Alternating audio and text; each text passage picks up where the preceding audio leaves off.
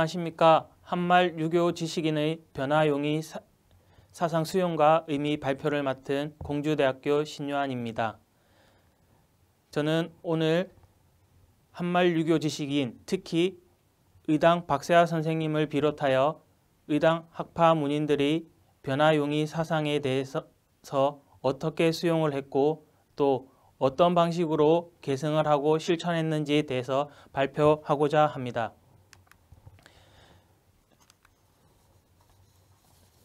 의당 박세아 선생께서는 1898년 현재 충북 제천시 덕산면에 소재하고 있는 용화구곡을 설정하셨습니다. 설정하기 이전에 1895년 을미년 명성황후 시해 사건과 조정에서 단발령이 내려옴에 따라 선생께서는 그해 겨울 불옥산으로 들어가셨습니다. 그리고 2년 뒤 가족들을 데리고 다시 불옥산으로 들어가셨는데 선생님의 연보에 나와 있는 기록에 의하면 당시 변란이 심해서 산속 깊이 들어가 학문 연마를 하고자 한 계획을 세우셨다고 합니다. 그리고 그 이전 1894년에 부모님의 묘소를 불옥산으로 이장하고 하평하셨는데 그 부모님 묘소 곁에서 집을 짓고 매일 성묘를 하였다고 하였습니다. 그 이후 다시 1898년 제자들에게 명하셔서 용화구곡을 새기게 하시고 용화구곡을 설정하셨습니다. 이 용화구곡은 단지 용화동의 승경을 유람하기 위한 것이 아니라 문인들과 함께 강화 활동을 하고 도통의식을 계승하며 한말 유교 지식인의 의리를 실천하고자 노력하였던 장소입니다. 의당 선생님께서 용화구곡이라는 명칭을 정하셨는데 왜 용화라는 명칭을 쓰셨는지 용화의 개념을 통해서 살펴보고자 합니다. 용화라는 용어는 맹자 등문공 상편에 보이고 있습니다. 나는 중화의 도를 써서 오랑캐를 변화시켰다는 것을 들었어도 오랑캐에게 변화되었다는 말은 듣지 못했다라는 구절이 나옵니다. 여기서 용화라는 단어가 처음 등장하게 됩니다. 높은 문화 수준을 가진 중화의 도를 가지고 낮은 문화 수준의 오랑캐를 변화시킨다는 용화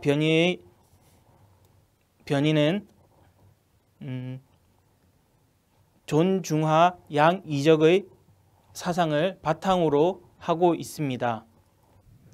네, 다음으로 춘추대의와 조나양이에 대해 살펴보도록 하겠습니다. 의당 선생과 그 문인들은 맹자와 춘추에 나타난 조나양이와 위정척사 논리를 바탕으로 당시 일제의 침략으로 유교의 도가 무너지는데 적극 저항하였습니다.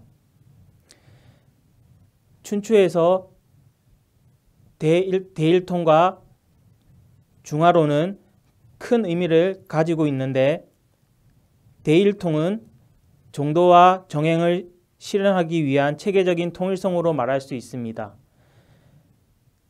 그리고 그 본질적인 내용은 중화론에 있다고 할 수 있는데 중화론에서 존중화에 실천하는 방법으로 화해론을 이야기하고 있습니다. 화해론은 중화와 오랑캐를 구별한다는 것으로서 앞서 말한 용화 변이에서 중화의 수준 높은 문화를 통해서 오랑캐의 수준 낮은 문화를 변화시킨다는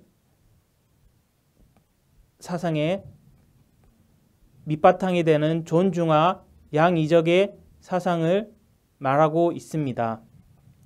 즉 존중하 양이적이 존하 양이와 같은 의미라고 할 수 있습니다. 의당 선생의 묘갈명에서 존하 양이와 숭정벽사의 학설을 엄격하게 했다는 내용이 보입니다. 의당 선생께서는 이 같은 사상적 바탕으로 용화국어를 설정하셨고 또 오랑캐로 취급한 일제에 적극적으로 저항하셨으며 그곳에서 제자들과 강화 활동을 하며 조선이 망하고 도가 망하는 과정에서 다시 그 도가 회복되기를 기다렸습니다. 이상에서 용화의 개념과 춘추대의, 존하양이에 대해서 살펴보았습니다. 다음으로 이러한 사상을 수용하여서 용화변희의 사상을 수용하여 실천하는 의당 선생의 모습을 살펴보도록 하겠습니다. 의당 선생께서는 자경록에서 학문의 요체로 주경, 거사, 구인을 설명하고 계십니다.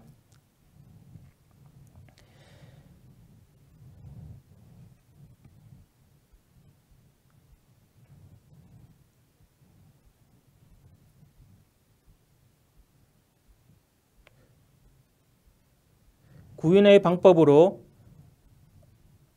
방심을 구하고 기질을 변화시키고 마음을 간직하고 성품을 기르며 성찰함으로써 그 인을 구할 수 있다고 하셨고 또 사사로움을 버리는 방법에 대해서도 똑같이 4가지 방법을 말씀하고 계십니다. 방심을 구하면 사사로움에 빠지는 것을 구제할 수 있고 기질을 변화시키면 사사로움의 말미암음을 변혁할 수 있고 또 존심 양성을 통해 사사로움을 막을 수 있으며 성찰을 통해 사사로움을 살필 수 있다고 말씀하셨습니다. 그리고 이 경이라는 것은 구인과 거사를 처음부터 끝까지 통관하고 있기 때문에 사사로움을 버리고 인을 회복하는 근본이 됨을 말씀하고 계십니다. 또 선생님께서는 제자들에게 학문을 하기 위한 요체에 대해서 쓰신 글에서 학문의 방법으로 5가지를 말씀하셨습니다. 입지, 거경, 존심, 국리, 역행 이 5가지를 말씀하셨습니다. 이 모든 공부의 목적은 결국 인을 구하고 있음을 제시하고 있습니다. 다음으로 의당 선생의 자정순도를 통한 실천적 모습을 살펴보도록 하겠습니다. 그 중에서 선생님께서 절식하신 지 6일째 되는 날 쓰신 예의조선과 또 비록 친필로 쓰시지는 않았지만 제자들에게 말씀하신 중정인의라는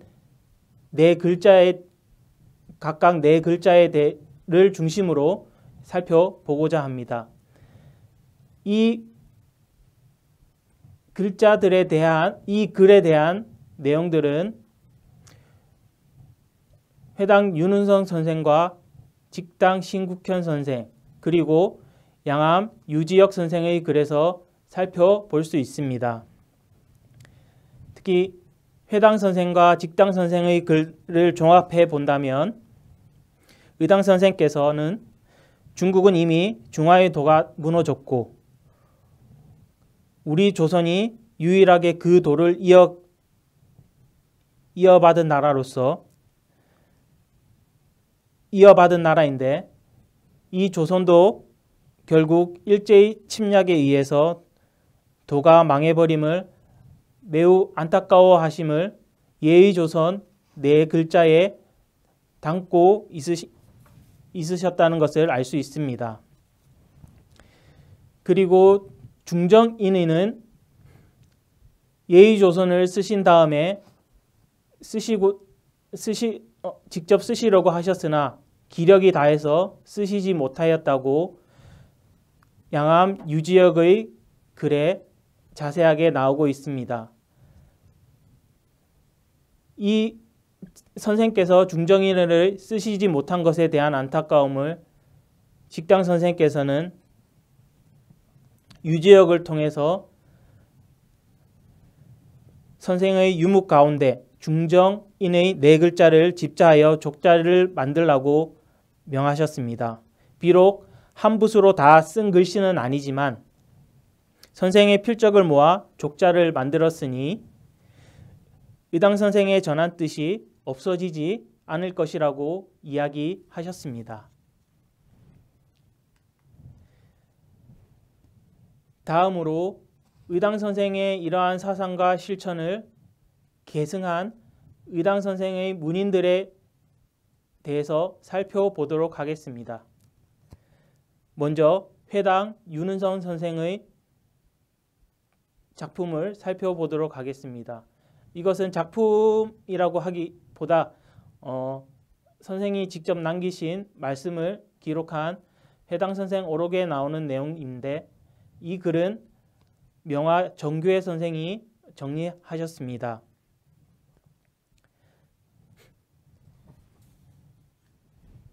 선생께서는 그 오록에서 의당 선생이 절필하는 날에 같이 죽지 못했으니 오히려 지금까지 어리석게 남아있는 것이 부끄러운 일이라고 하셨습니다. 그래서 오직 바라는 것은 동지들과 더불어서 분수에 따라 글을 읽고 이 뜻을 강명해서 도가 다시 회복되어 오기를 기다릴 뿐이라고 하셨습니다. 그리고 또 선생께서는 매번 초하루와 보름에 선생의 신의를 설치하고 또 선생의 의당 선생의 영정을 모셔놓고 옆에 예의조선 사자첩을 걸어놓고 분향을 하고 아련하시면서 통곡하시고 제자들에게 예의조선 이 4글의 뜻을 아는 사람이 있는지, 이 뜻을 안다면 그 다음 세상을 기다려도 의욕되지 않을 것이라고 제자들에게 말씀하셨습니다. 다음으로 확재 이원우 선생의 글을 살펴보도록 통해서 그 의당 선생의 사상을 조나양이 사상을 계승한 부분을 살펴보도록 하겠습니다. 확재 이원우 선생의 자는 사선이며 호는 확재입니다. 그리고 본가는 경주로 애국지사 이종국 선생의 아들이십니다. 1990년 유림들의 뜻에 따라 병산영당에 봉안되신 분입니다. 여기서 처음 이원호 선생의 3가지 글을 살펴보려고 하는데 첫 번째 구곡상고 상권의 3책에 실려있는 우여혹인 문답이라는 글입니다. 이 글은 5개의 조로 나누어져 있으며 구성되어 있으며 묻고 답하는 형식으로 중화와 이적에 대한 내용을 중점적으로 다루고 있습니다.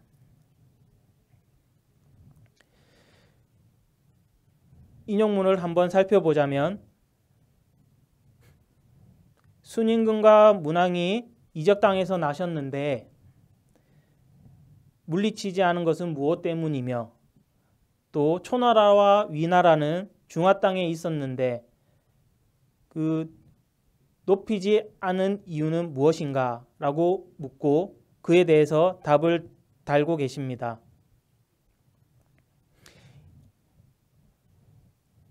오랑캐와 중화의 차이는 결국 인과 불인의 차이라고 하셨습니다. 순임금과 문왕의 예약과 교화는 인이 아니고 무엇이며 또 초나라와 위나라가 아버지를 내쫓고 형을 시해한 그러한 행동은 불인이 아니면 무엇이냐고 하셨습니다. 따라서 결국 비록 오랑캐의 사람이라도 중화의 그 높은 도를 쓰게 된다면 중화 사람으로 여길 수 있고, 중화 사람이라도 오랑캐의 도를 쓴다면 결국 오랑캐로 여긴다는 말씀을 하고 계십니다. 다음으로 구곡상고 6번째 책에 실려 있는 존화양의론에 대한 글을 살펴보겠습니다. 글의 첫 시작에 존화양의는 성현의 떳떳한 법이며 이는 곧 춘추 제1의 큰 의리라고 말씀하고 계십니다. 선생께서는 이 글에서 일제의 침략으로 유일하게 중화의 도를 지켰던 조선조차도 망해가고 또 그 도가 망해가는 것에 대해서 매우 안타까워하고 계십니다. 인용문의 일부를 살펴보면 옛날의 이적은 진실로 심하였으나 지금의 이적은 그 이적들 중에서도 더욱 심하다고 하셨습니다. 선왕의 법복을 다 헐어서 찢어버리고 부모가 물려주신 머리카락을 다 깎아버리고 4,000년 화정맥과 500년 조선의 조종 전형이 일제에 의해서 다 끊어질 것 같음을 매우 안타까워하시는 내용입니다. 그러나 선생께서는 양의 기운이 다 없어지는 이치는 없으니 다시 중화가 흥할 날이 있을 것이라고 하시면서 도가 다시 회복되기를 기대하셨습니다. 다음으로 선생의 구곡상고 7권에 있는 강의문답 내용을 살펴보도록 하겠습니다. 이 글 역시 묻고 대답하는 방식으로 되어 있습니다. 이 글에서 선생은 중화와 오랑캐의 구별하는 것은 다만 얘가 있느냐, 얘가 있지 않느냐에 달려 있다고 말씀하셨습니다.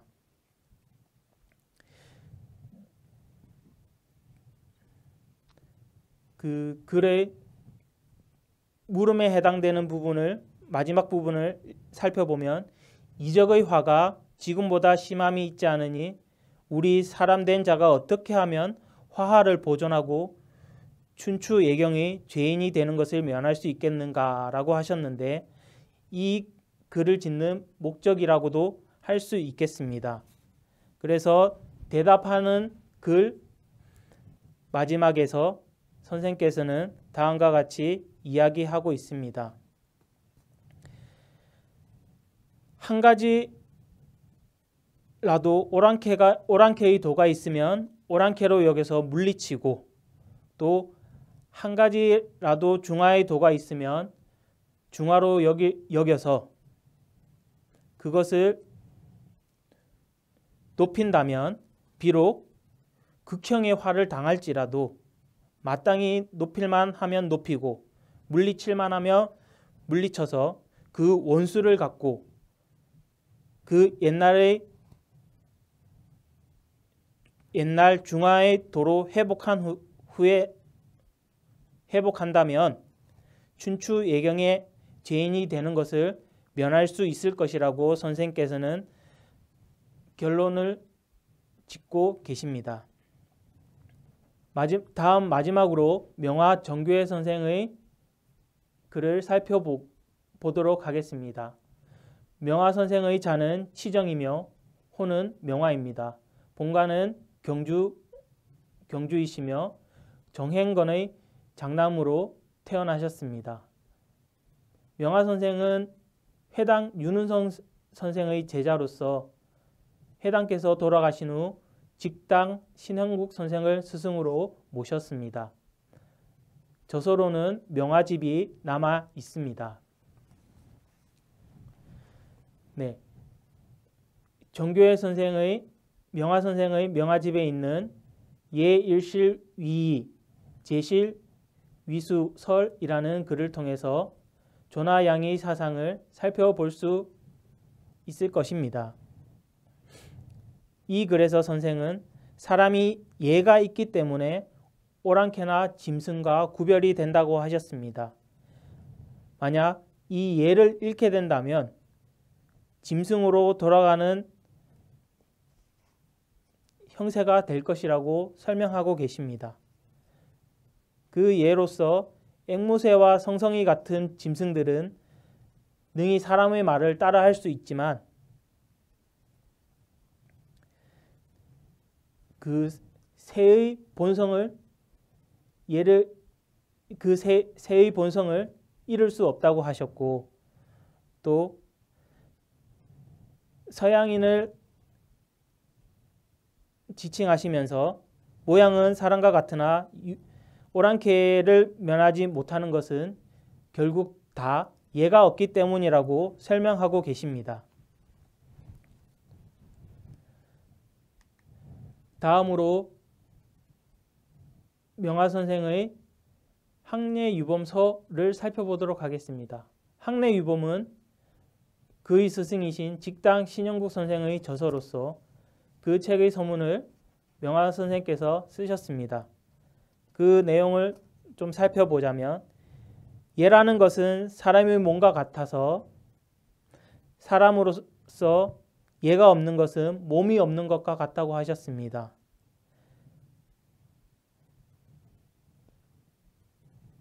그리고 공자의 말씀과 정자의 말씀을 들어서 공자께서 예가 없는 것은 사람이 아니라고 하셨고, 정자께서 예를 한 번 잃으면 이적이고 두 번 잃으면 금수라고 했던 말씀을 설명하고 계십니다. 여기서 결국 직당 선생께서 학례유범을 편찬한 내용도 이유도 설명하고 계신데, 얘가 다 밀몰되는 그런 상황에서 그런 상황을 슬퍼해서 선현이 남긴 규범을 모아서 학례유범을 편찬하셨다고 명화선생께서는 설명하고 계십니다. 네, 이상으로 의당선생과 의당선생의 무인들의 글을 통해서 한말 유교 지식인들이 나라가 망해가는 과정에서도 각자의 입장에 서서 끝까지 도를 잃지 않으려고 노력하신 부분들을 살펴보았습니다. 지금 이 시대에도 분명 이분들이 나라를 생각하셨던 뜻을 다시 한번 돌이켜볼 충분한 가치가 있다고 생각합니다. 네, 이상으로 발표 마치도록 하겠습니다. 감사합니다.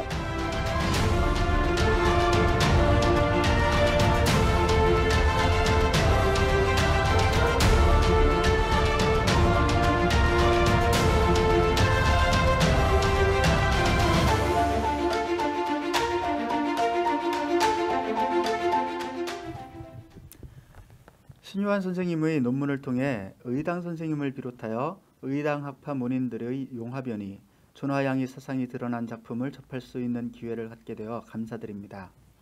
발표문을 읽으면서 생각했던 몇 가지 궁금증을 묻는 것으로 토론자의 소임을 대신하고자 합니다.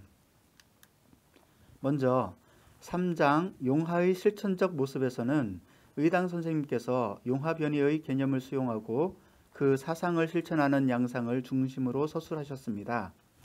자정순도를 통한 절의의 실천에서 의당 선생님의 제자들이 지은 예의조선, 중정인의에 대한 작품을 주로 인용하셨습니다. 물론 그 작품들을 통해 의당 선생님의 사상과 실천적 모습을 간접적으로 확인할 수 있었습니다. 다만 의당 선생님의 실제적 모습을 확인하기에는 아쉬운 점이 없지 않습니다. 의당 선생님의 행적이나 작품에서 위정척사와 존화양의를 확인할 수 있는 부분이 있다면 논문에 직접 인용하여 발표문의 완성도를 높여주는 건 어떨까 하는 생각이 들었는데요. 그렇게 하지 않은 이유가 기존 연구가 충분히 이루어져 굳이 언급하지 않으신 건지, 아니면 추후 다른 논문을 통해 소개하시려 아껴두신 건지요. 두 번째로 선생님께서는 4장에서 주로 확재와 명화 선생님의 작품을 위주로 하여 서술하셨습니다. 그간 밝혀지지 않은 작품을 소개해 주셨는데 초기 연구자의 노고를 짐작할 수 있었습니다. 많은 시간과 공력을 들여 여러 문인과 작품을 언급하셨습니다만 그 한계는 있어 보입니다. 논문을 작성하는 시간상으로나 지면의 한계로 선생님께서 논의하고자 하는 내용을 모두 녹여내지는 못하셨으리라 생각됩니다. 존화양이 위정척사의 사상이 담긴 의당학파 문인들의 작품 중에 본 논문에 기재되지 못한 작품이나 또는 조사 정리된 데이터가 있다면 소개를 부탁드립니다. 마지막으로 의당 선생님의 위정척사와 존화양의 사상의 실천이 현재 우리에게 미치는 영향과 의미에 대하여 신유한 선생님의 고견을 청해 듣고자 합니다. 감사합니다.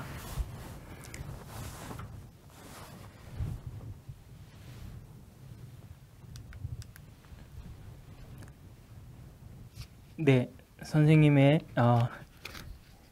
좋은 토론문에 대해서 어떻게 대답해야 될지 모르겠는데 제가 간략하게 선생님의 질문에 대해서 답변을 하도록 하겠습니다. 먼저 첫 번째 제가 발표한 발표 논문에서 의당 선생님의 이런 위정척사나 존화양의 사상이 직접적으로 드러난 작품을 인용하지 못한 부분에 대해서 말씀해 주셨는데 제가 발표문을 작성하면서 생각했던 부분을 그대로 제 마음을 읽으신 것 같은 느낌이 들었습니다. 사실 의당집에 의당 선생 오록이라든지 연보 그리고 계산문대라는 작품 또 창동일기 등의 자료를 통해서 선생님의 이러한 사상들을 확인할 수 있는 자료들이 여러 작품 많이 있는 것을 확인했습니다.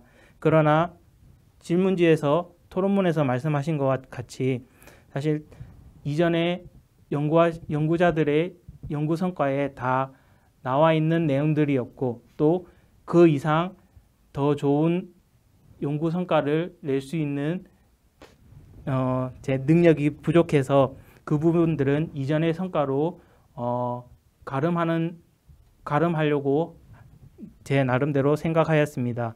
그래서 의당 선생의 사상이 나타난 다른 제가 언급할 수 있는 것들이 어떤 것일까 생각을 찾아보던 가운데 의당 선생 제자들이 의당 선생에 대해서 기록한 작품들, 특히 예의조선이라든지 중정인의 글자에 대해서 쓴 작품들을 주로 뽑아서 거기에 나타난 의당 선생의 위정척사 존화양의 사상들을 살펴보고자 하였습니다.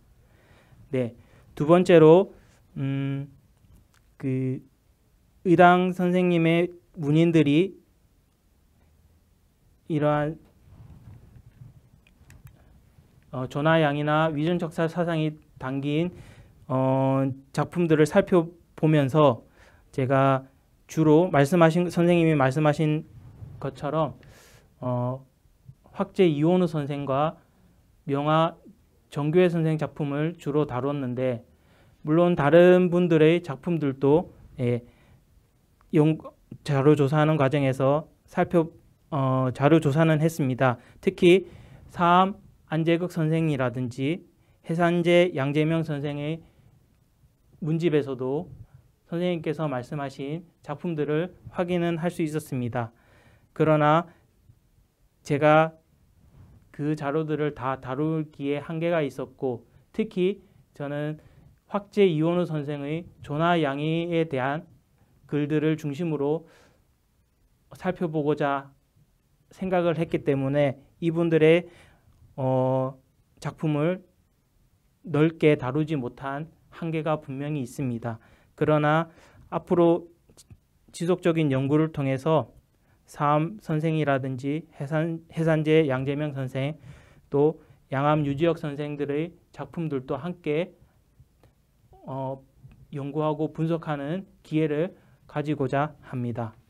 다음 세 번째 질문, 위정척사와 전화영의 사상의 실천이 현재 우리에게 미치는 영향과 의미에 대해서 질문하셨는데, 예,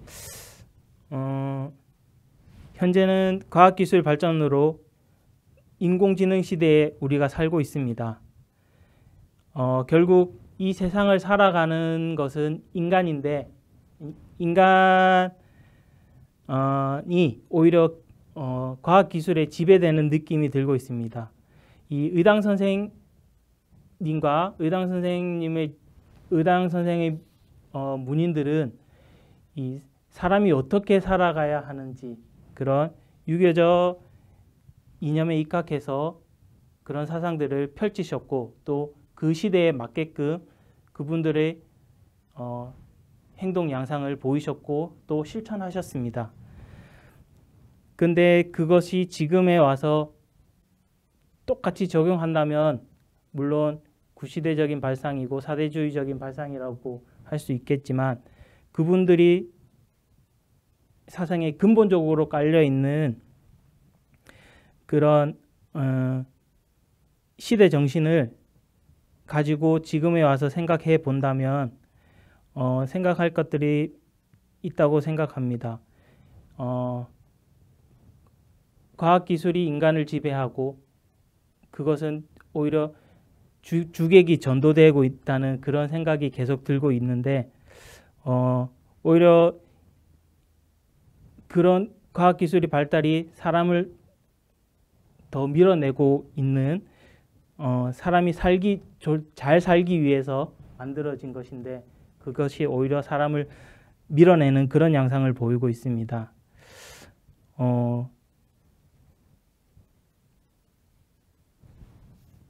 결국 오늘 살펴본 이 한말 유교 지식인들은 바로 이런 근본적인 문제에 대해서 계속 고민을 하셨던 거고, 그리고 사람의 어떤 자리에 위치할 수 있을지에 대해서 고민을 하셨던 것 같습니다. 그래서 저도 이 분들의 사상을 연구해 보면서 우리가 이 시대에 어떻게 살아야지 잘 사는 것인지, 또 이 시대의 상황에 어떻게 행동하고 실천해야 할 것인지 다시 한번 생각해 보는 시간을 가지게 되었습니다. 두서없이 답변을 했는데 충분한 답변이 되었는지 모르겠습니다.